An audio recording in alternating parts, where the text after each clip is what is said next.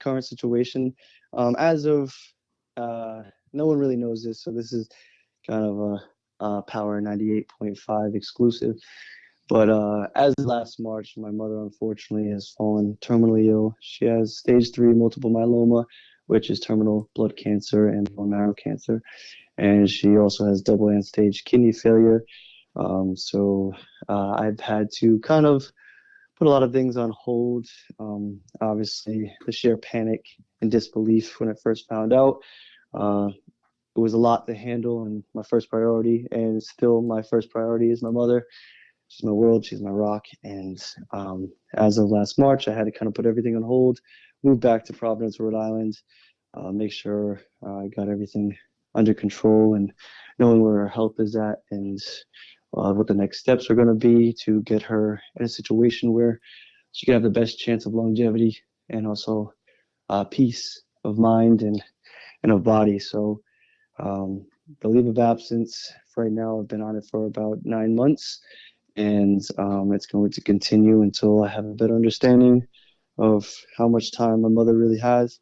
I'm speaking very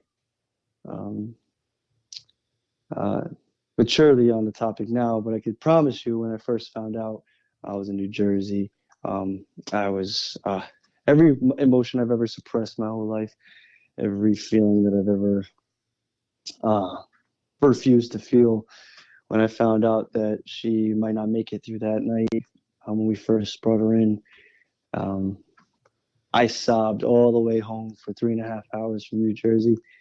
I just could not believe or comprehend that I was going to be losing my second parent. And, I just turned 30 recently, but at the age of 30 years old, technically, I lost all my grandparents besides one. And my grandmother's when I was young, and I lost my father when I was 17. And now losing my mother, losing that unconditional love, the only people that truly do besides your own kin. It's devastating.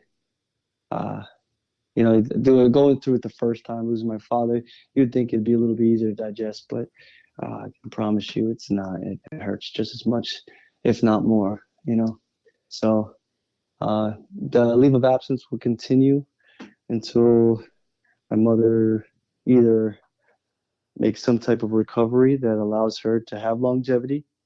But I just don't feel as though I would be willing to fly and be too far away from her, especially me being one of her primary caregivers.